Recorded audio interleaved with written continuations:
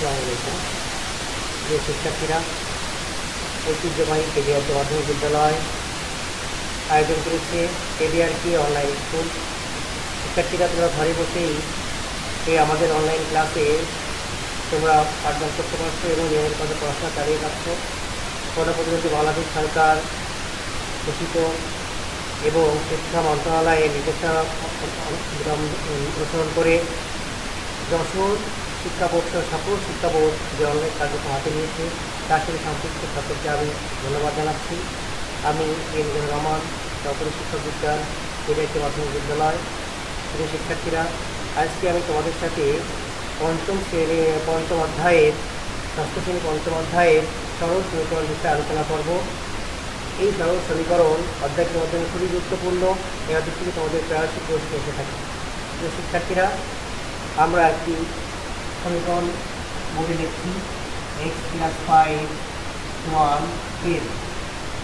শিক্ষার্থীরা, এই যে সমীকরণটা আছে এটা থেকে আমরা জানবো সমীকরণ কাকে বলে।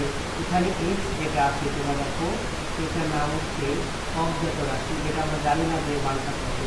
এই অজ্ঞাত রাশি এটাকে অনেকে বলে চল বা চলক। আর এই যদি প্লাস মাইনাস গুণ ভাগ, এই চিহ্নকে বলা হচ্ছে তোমার প্রক্রিয়া চিহ্ন।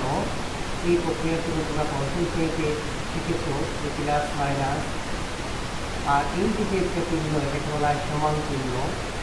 তাহলে শিক্ষার্থীরা, আমরা কিন্তু দেখতে পাচ্ছি এই যে অজ্ঞাত রাশি, চলক এবং সমান চিহ্ন এবং প্রক্রিয়া চিহ্নের সমন্বয়ে যে সার্বিক একটা খোলা বাক্য আমরা পেয়েছি, গাণিতিক খোলা বাক্য, এটাকে বলা হচ্ছে সমীকরণ। তাহলে আমরা যদি সমীকরণ সংজ্ঞায়িত করি তাহলে কী বলতে হবে? সমীকরণকে ইংলিশে বলা হচ্ছে ইকুয়েশন। এই ইকুয়েশনটা কি এটা আমরা জেনে নেই। অজ্ঞাত রাশি, প্রক্রিয়া চিহ্ন এবং সমান চিহ্ন সংবলিত গাণিতিক খোলা বাক্যকে সমীকরণ বলে।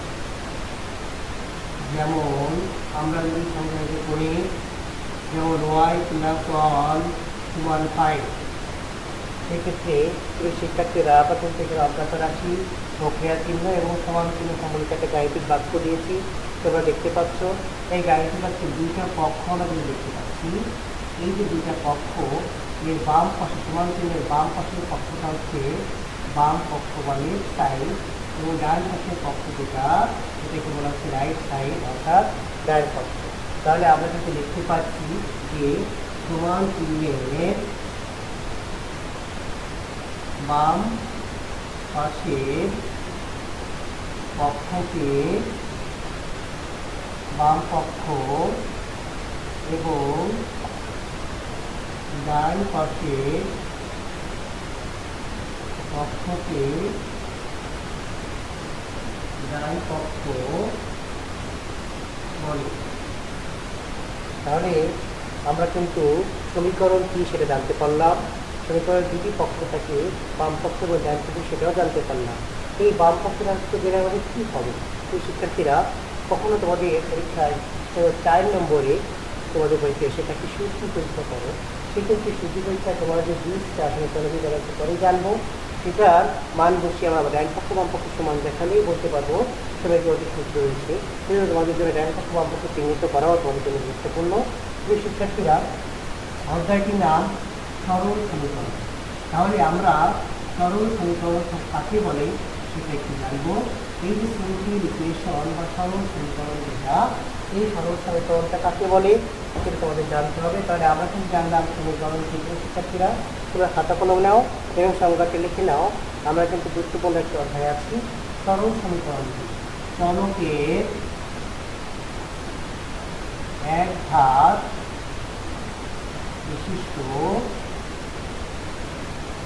চলকের এক ঘাত বিশিষ্ট সমীকরণটি সমীকরণকে সরল সমীকরণ বলি। যেমন আমরা যদি একটা উদাহরণ দিই, এক্স প্লাস 5 সমান 9, এটা একটা সরল সমীকরণ এবং এর ঘাত হচ্ছে এক্সের ঘাত হচ্ছে 1, অর্থাৎ এই যে এক্সের ঘাত বা পাওয়ার বা শক্তি এটা হচ্ছে 1 এবং এটা 1, যদি কখনো আমরা দ্বিঘাত বলি x square plus 5x plus 6, এই যে একটা সমীকরণ, এটার তোমরা দেখতে পাচ্ছ এই ঘাত হচ্ছে বা শক্তি হচ্ছে 2, এখানে এটাকে বলা হয় দ্বিঘাত সমীকরণ। তোমরা এই এক চলকের দ্বিঘাত সমীকরণ এবং এটা হচ্ছে এক চলক বিশিষ্ট, যদি আমরা বলি এটা এক চলক বিশিষ্ট কিন্তু সমীকরণ হলো। আর এই দুই চলক বিশিষ্ট বলি তাহলে এক্স প্লাস ওয়াই সমান 5 যদি বলি, এটা হচ্ছে দুই চলক বিশিষ্ট। তোমাদের নৈমিত্তিক অংশে এটা কিন্তু তোমাদের জন্য গুরুত্বপূর্ণ প্রশ্ন, দুই চলক বিশিষ্ট সমীকরণ গ্রহণ করেছি বা এক চলক বিশিষ্ট সমীকরণ গ্রহণ করেছি, আমরা কিন্তু এই প্রশ্নের উত্তরগুলো করতে পারবো। তাহলে আমরা বলছি চলকের একঘাত বিশিষ্ট সমীকরণকে সরল সমীকরণ বলে। যেমন এক্স প্লাস 5 সমান 9, X plus Y equal to 5, এটা দুই চলক বিশিষ্ট একটি সরল সমীকরণ। তাহলে সরল সমীকরণ কি? এক চলক বিশিষ্ট, দুই চলক বিশিষ্ট এবং তিন চলক বিশিষ্ট সমীকরণ আমরা পরবর্তী উচ্চতার সঙ্গে জানতে পারবো। এখন আমি তোমার সাথে যেটা নিয়ে আলোচনা করবো খুব গুরুত্বপূর্ণ একটা বিষয়, সেটা হচ্ছে এই যে সমীকরণ, এই অজ্ঞাত রাশি বা চলকের নির্দিষ্ট মান নিশ্চয়ই আছে, তোমরা বুঝতে পারছো। এই যে নির্দিষ্ট মান আছে, এই মানটাকে কি বলবো? এই সমীকরণের যে মান আছে এই মানগুলোকে আমরা কি বলবো, সেটাই এখন আমি তোমাদের সাথে আলোচনা করছি। এই যে সমীকরণের মান, সেটাকে বলা হয় সমীকরণের সমাধান। সমীকরণের সমাধান। তাহলে এই সমীকরণের সমাধান কাকে বলে? যে শিক্ষার্থীরা একটি সমীকরণ হতে এর অজ্ঞাত রাশি বা চলকের মান নির্ণয় করার প্রক্রিয়াকে একটি সরল সমীকরণ হতে অজ্ঞাত রাশি বা চলকের মান নির্ণয় করার প্রক্রিয়াকে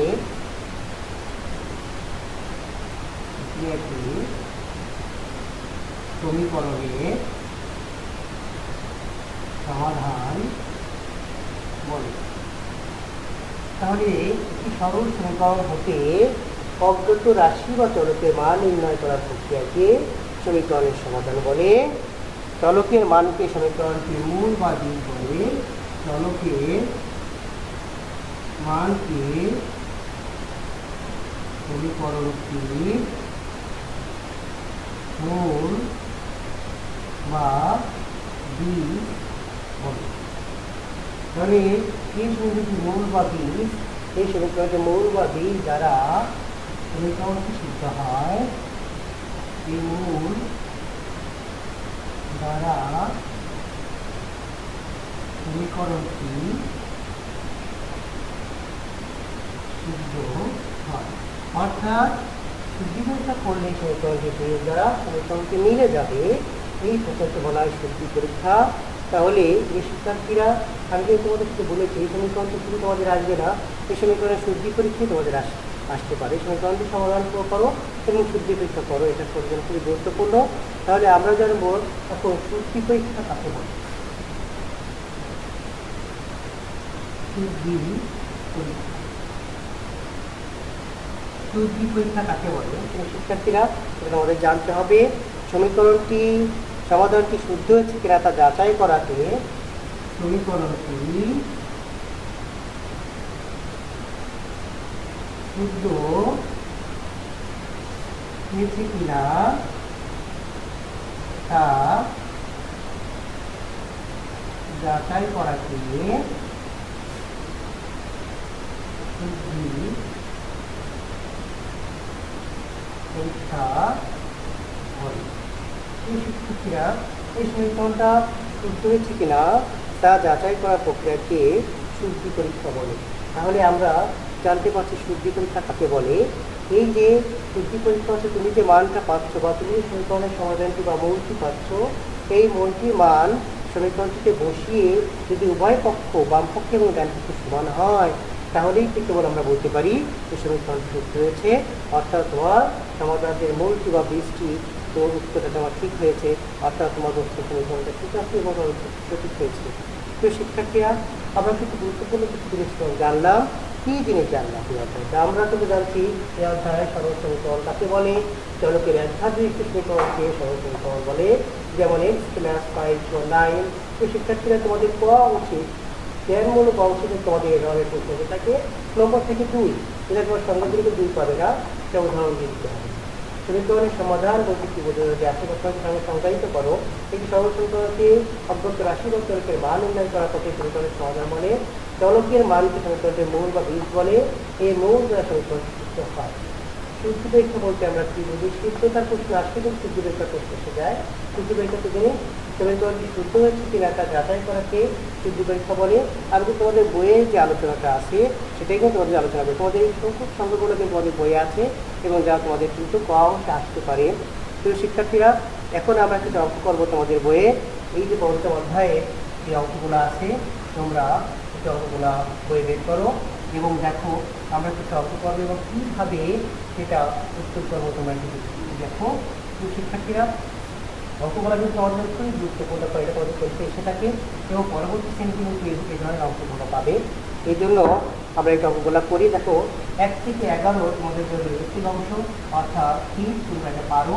যেগুলো আমরা 12 থেকে করি, কোথায় লেখা আছে সমাধান করো, সমীকরণগুলো সমাধান করো। প্রথম প্রশ্নটা আছে x প্লাস 4 সমান 10।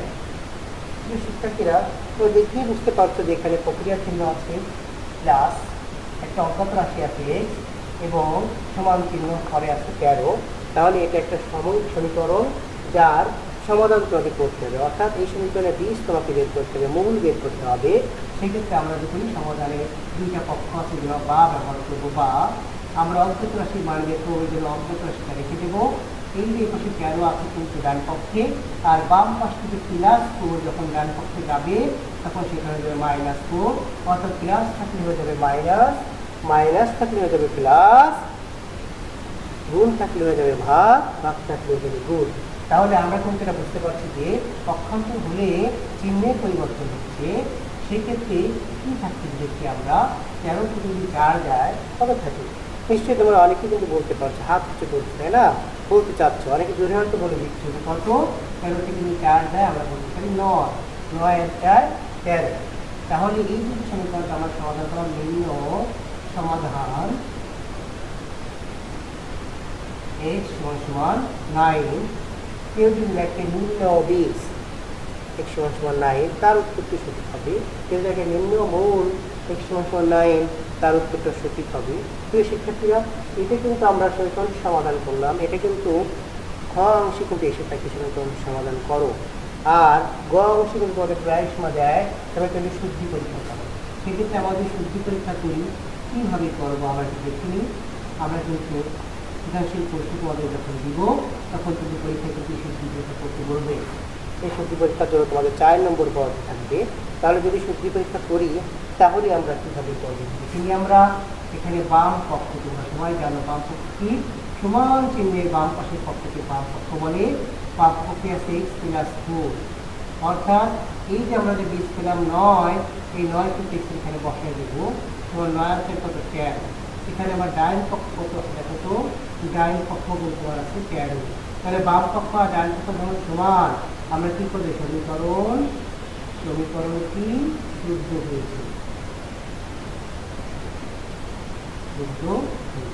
তাহলে সেই শিক্ষার্থীরা আমরা কিন্তু জানতে পারছি যে আমরা সমাধান যদি করতে পারি, ওই সমাধানের প্রাপ্ত মানকে আমরা যদি এই সমীকরণ অজ্ঞাত রাশির স্থানে বসিয়ে দিই, তাহলে কিন্তু আমরা এই যে সমীকরণটি শুদ্ধ হয়েছে কিনা বা শুদ্ধ পরীক্ষা আমার করা হয়ে যাচ্ছে, যে সমীকরণ শুদ্ধ পরীক্ষা করতে পারছো, তাহলে আমরা কিন্তু এভাবে প্রতিটা অঙ্কে কিন্তু শুদ্ধ পরীক্ষাও করতে পারি। আমরা যদি এর পরের অঙ্কটা দেখি, প্রত্যেকে আমরা তো দেখি, এটা কিন্তু অনেকে তুলে নিচ্ছে, তাই না? সবাই কিন্তু এটা তুলে নিচ্ছে। তাহলে আমরা পরের অঙ্কটা দেখি, পরে 13 নম্বর অঙ্কটা কি আছে প্রত্যেকে আমরা দেখি। 13 নম্বর অঙ্কটা এখানে আছে এক্স প্লাস 5 সমান 9 এগুলো করো দেখি। এক্স প্লাস 5 সমান 9, আমি জানি অনেক কিছু মধ্যে অঙ্কটা করার পরে এটা কিছু করে ফেলেছো। এই যে একটা সরল সমীকরণ আছে, এই সমীকরণটির সমাধান, তাই না? প্রত্যেকেই তো করতে পারছো, তাই না? অনেক কিছু ভালো লাগছে যে হ্যাঁ এটা পাচ্ছি, আমি পারা যাচ্ছে। তাহলে বা আমরা এখানে এক্স ইকুয়াল টু এই প্লাস আর যদি এই পাশে যায় কি হবে? -5, তাই না? তাহলে বা এক্স ইকুয়াল টু আমার পাচ্ছে 9 -5, তো থাকে বলো তো 4। তাহলে ভিন্ন সমাধান আমরা করতে পারছি, ভিন্ন সমাধান এক্স সমান 4। যদি শুদ্ধ পরীক্ষা করতে বলা হয় আমরা কি করবো? এক্স বিস্তারিত তোমার সাথে করবো, সেটা দেখা যাচ্ছে পারফেক্ট নয়, কিন্তু ওটা কিন্তু শুদ্ধ হবে, তাই না? তাহলে প্রতিটা অঙ্কে কিন্তু আমরা শুদ্ধ পরীক্ষা করতে পারবো বলে আমি বিশ্বাস করি তোমরা কিন্তু এটা বুঝতে পেরেছো। এখন 14 নম্বর অঙ্কটা তোমাদের বইয়ে কি আছে তোমরা দেখো। Y plus one equal to, আমি কিন্তু বইয়ে দেখছি ওয়াই প্লাস ওয়ান সমান সমান 10। নিশ্চয়ই তোমরা অঙ্কটি করতে পারবে, তাই না? ওয়াই সমান কত হবে? 10 - 1, বা ওয়াই সমান কত? যেহেতু 10 থেকে 1 গেল 9, এই প্লাস -1 হলো, তাই না? 10 - 1 সমান 9। অতএব নিম্ন সমাধান ওয়াই সমান 9। এই যেখানে কোথাও কোনো অঙ্কে ওয়াই আছে, কোনো অঙ্কে এক্স আছে, কোনো অঙ্কে জেড থাকতে পারে, পি থাকতে পারে, যাই দেওয়া হোক না কেন, এটা একটা অজ্ঞাত রাশি। অজ্ঞাত রাশি অঙ্কে এক্স ওয়াই জেড পি আমরা যে কোনো একটা অজ্ঞাত রাশি ধরতে পারবো এবং সে অজ্ঞাত রাশি কিন্তু আমরা মান নির্ণয় করতে পারবো, তাই না? আমরা দেখি 16 নম্বর অঙ্কটা দেখি। 15 নম্বর অঙ্ক তোমরা কিন্তু করতে পারতেছো।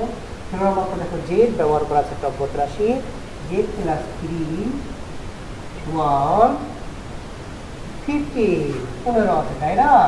তাহলে বা জেড সমান আমরা বলতে পারছি 15 - 3। তাহলে বা জেড সমান কত? 15 থেকে তুমি কথা কি বলো তো? 12, তাই না? তাই ভিন্ন সমাধান জেড সমান 12।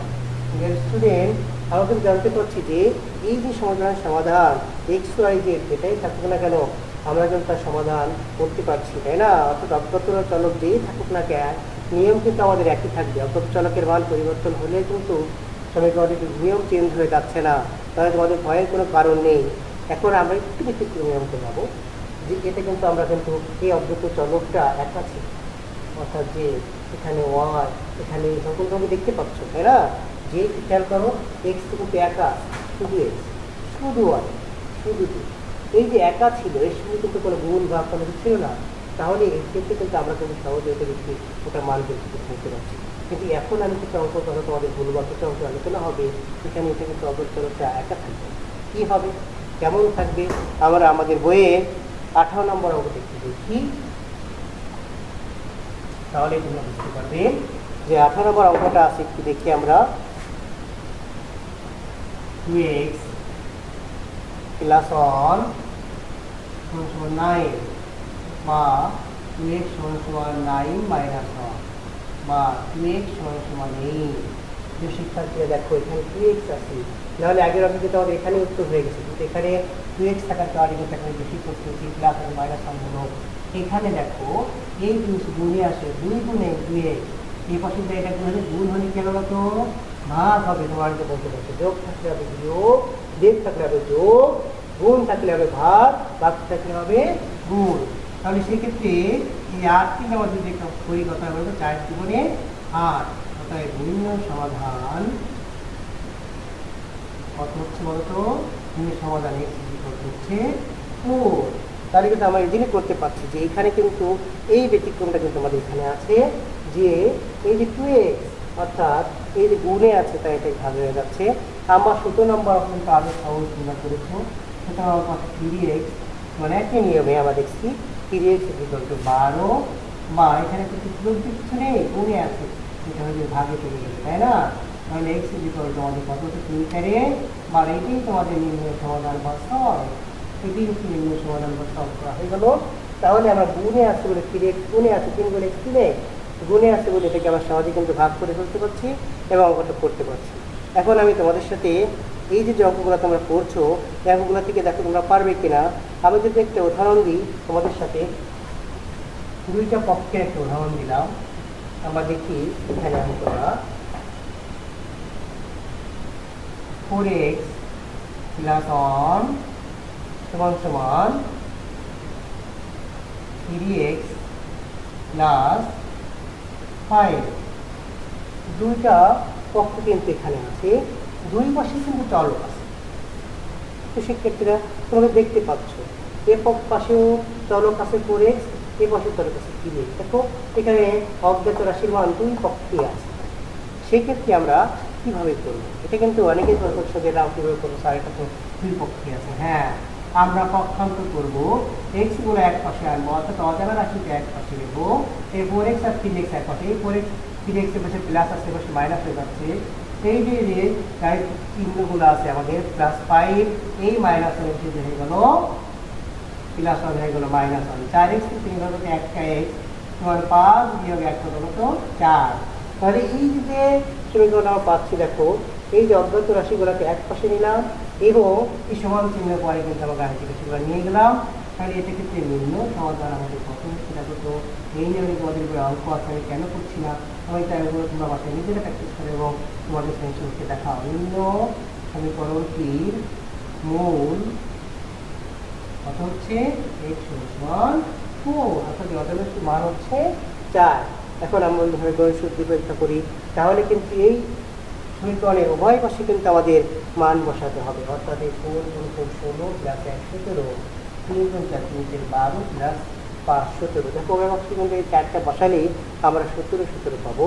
উভয় সমীকরণে কিন্তু আমরা মূল বসাতে পারছি। তাহলে কিন্তু শিক্ষার্থীরা আমরা কিন্তু তোমাদের বইয়ের এই কয়টা অঙ্ক সময় কিন্তু পারবো, যে কয়টা বাকি আছে নিশ্চয়ই তোমরা করতে পারবে, তাই না? এখন আমি তোমাদের যদি প্রশ্ন করি যে সমীকরণ কি, তাই না? তোমরা অনেকেই হাত তুলবে, তাই না? অনেকে বলবো যে আমি পারি স্যার, আমি বলি স্যার বলতে পারবে, তাই না? আমি যদি প্রশ্ন করি সমীকরণের মূল কাকে, সেটাও তোমরা বলতে পারো। আমি যদি বলি সরল সমীকরণ কাকে বলে, বলতে পারো। আমি সরল সমীকরণ উদাহরণ দাও, একটি সমস্যা সরল সমীকরণ উদাহরণ দাও, তোমরা নিশ্চয়ই পারবে, তাই না? আমি যদি বলি উদ্দীপরিক্রিয়া কাকে বলে, বাম পক্ষ কাকে বলে, তাই না? তোমরা অবশ্যই এটা উত্তর করতে পারবে এবং অনেকেই তোমরা উত্তরটা করবে। তো আমি এই যে গাণিতিক সমস্যাগুলো তোমাদের সাথে আলোচনা করলাম এবং এর সমাধান করলাম, নিশ্চয়ই তোমাদের ভালো লেগেছে, তাই না? তোমাদের ভালো লেগে থাকে তোমরা অবশ্যই এগুলো বাড়িতে করবে এবং তোমাদের শ্রেণী শিক্ষকই কিন্তু ছুটির পরে এগুলো দেখাবে। আমি তোমাদের একটি বাড়ির কাজ দিচ্ছি, তো বাড়ির কাজটা একটু দেখে নাও যে কীভাবে এই বাড়ির কাজটা করতে হবে। এটা তোমাদের জন্য কিন্তু নম্বর বরাদ্দ আছে। তোমাদের যে স্কুল কর্তৃক যে মূল্যায়ন হবে, ধারাবাহিক মূল্যায়ন, এই ধারাবাহিক মূল্যায়নে কিন্তু তোমাদের এই বাড়ির কাজগুলো প্রদর্শন করতে হবে। কিন্তু এটার জন্য তোমাদের নম্বর বরাদ্দ থেকে তোমরা জেনে থাকবে, তাই না? তাহলে আমরা এই যে ধারাবাহিক মূল্যায়নের জন্য যে কাজটি দেবো আজকে বাড়ির কাজ, প্রত্যেকটি বাড়ির কাজকে আমরা তুলে নিই। এই বাড়ির কাজ হোমওয়ার্ক, যেটা এই বাড়ির কাজ তোমার ডায়েরিতে লিখে নাও। আমাদের স্কুল কর্তৃক তোমাদের কাছ থেকে ডায়েরিতে দেওয়া হয়েছে, এই ডায়েরি তোমাদের যদি বাড়ির কাছে লিখতে হবে নিয়মিত, তোমাদের অভিভাবক করে দেখতে চাইবে, তাই না? এবং আমরাও কিন্তু দেখবো যে বাড়ির কাজ তোমার লিখছো কিনা। তাহলে এই বাড়ির কাজটা একটু খাতায় তুলে নাও। আমি একটি উদ্দীপক তোমাদেরকে দিচ্ছি,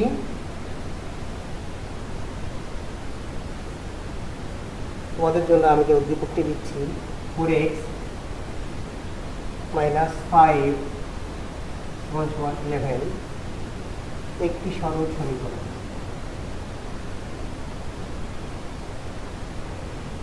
একটি সরল, তোমাদের বইয়ের এই প্রশ্নগুলোর মধ্যে কিন্তু দিচ্ছি, তোমাদের বই দেখে দিচ্ছি এবং তোমাদের পরীক্ষা বই আসবে। 9 নম্বর যে প্রশ্নটি আমি তোমাদের জন্য করছি, সরল সমীকরণের সংজ্ঞা দাও।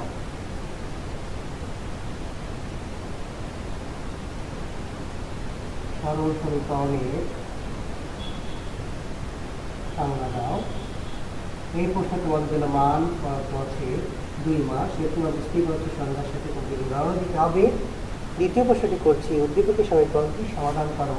এই যে উদ্দীপকে তোমাদের যে প্রশ্নটা আছে, উদ্দীপক রেখে কিন্তু তৃতীয় এবং দ্বিতীয় তৃতীয় প্রশ্ন হবে উদ্দীপকের সমীকরণটি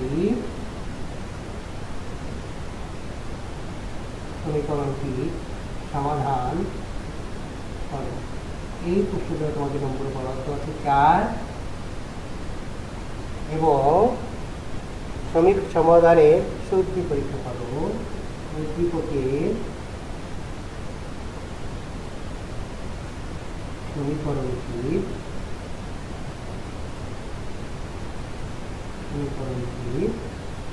খ হতে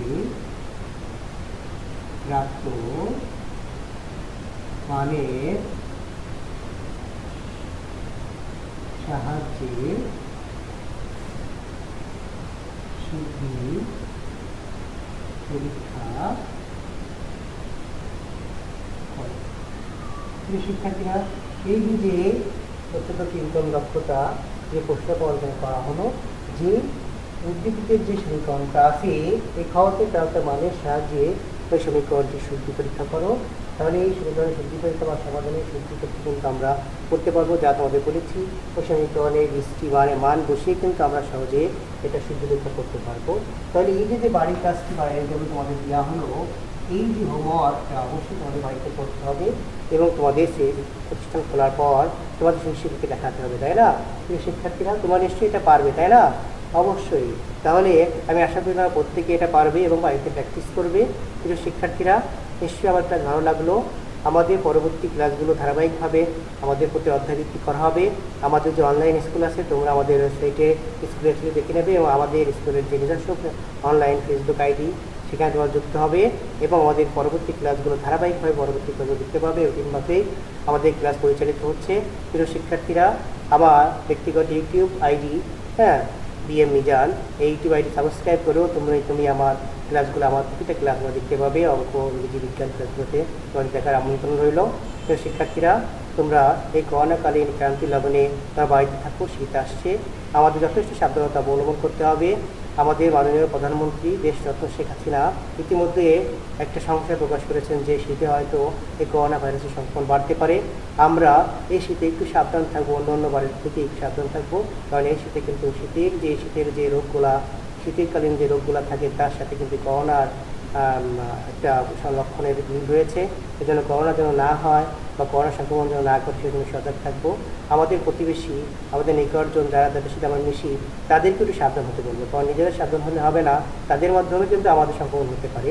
এজন্য প্রত্যেকের ব্যাপারে আমরা সচেতন করবো এবং দেশের সুনাগরিক হিসেবে দায়িত্ব পালন করবো, দেশ গঠনে অংশগ্রহণ করবো, নিয়মিত পড়াশোনা করব এবং আমরা আমাদের স্বাস্থ্যবিধি মেনে চলবো।